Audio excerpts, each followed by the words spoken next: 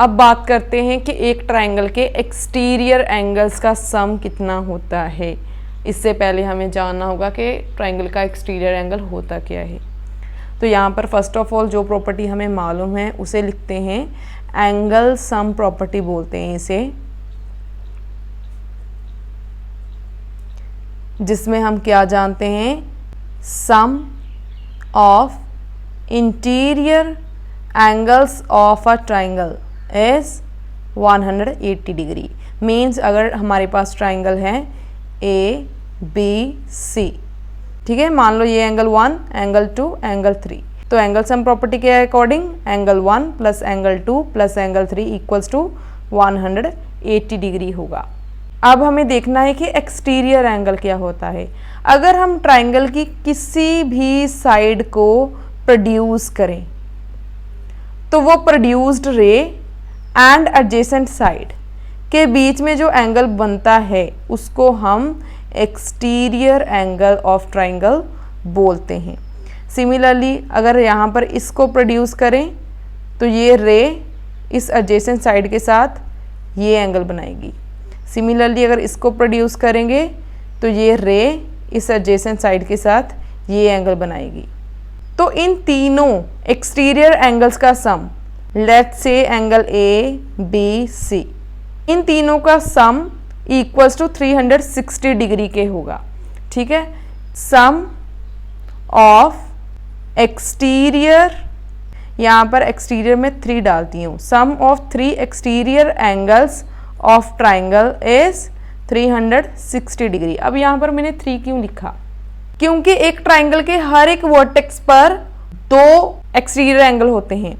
यहाँ पर मैंने इस साइड को प्रोड्यूस किया, अगर मैं सिमिलरली इसको प्रोड्यूस करूं तो ये रे इस एडजेसेंट साइड के साथ जो एंगल बनाएगी ये भी तो एक्सटीरियर होगा। ठीक है, जब हमें sum of exterior angle property apply करनी होती है तो हमें या तो क्लॉकवाइज रोटेट करना होता है या फिर एंटी क्लॉकवाइज। अब एंटी क्लॉकवाइज बताती हूँ क्या है।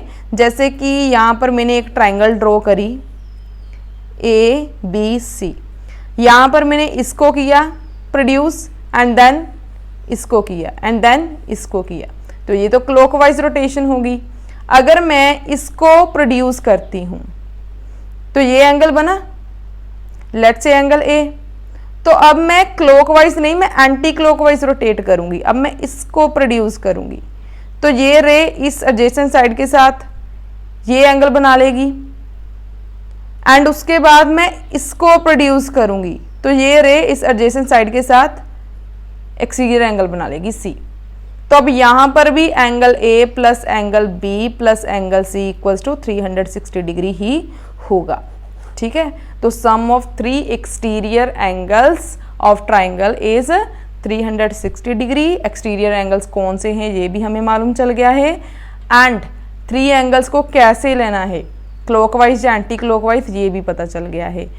एक ट्रायंगल के हर एक वर्टेक्स पर 2 एक्सटीरियर एंगल होते हैं एंड दोनों एक्सटीरियर एंगल्स आपस में इक्वल होते हैं।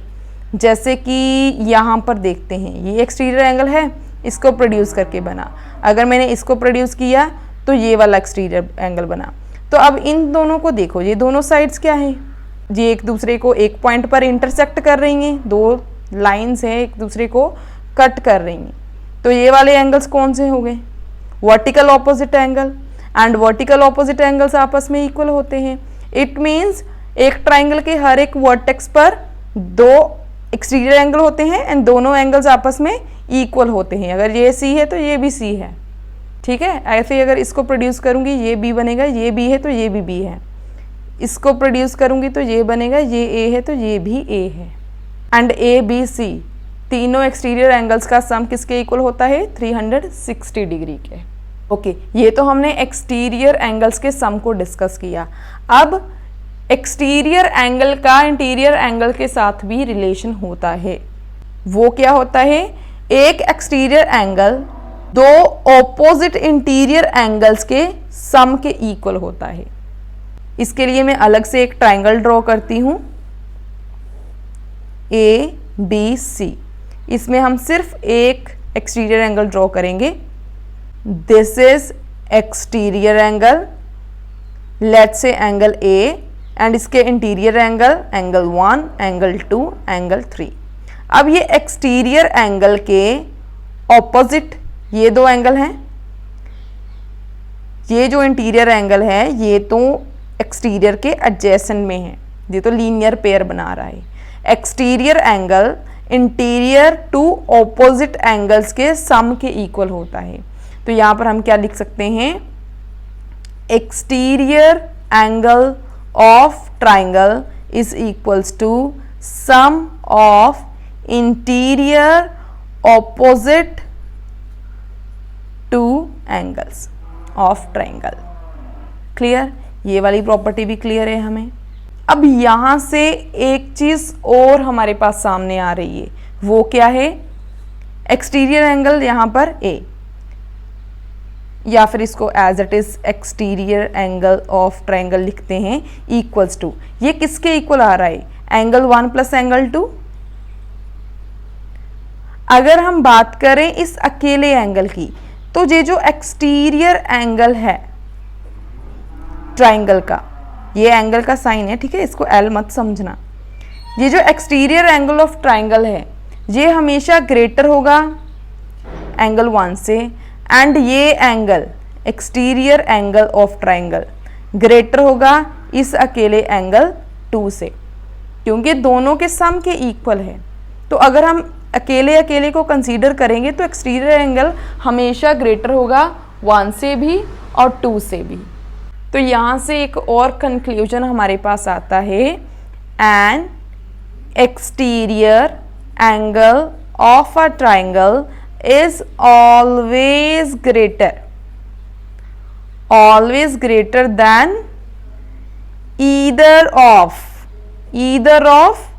interior opposite angle।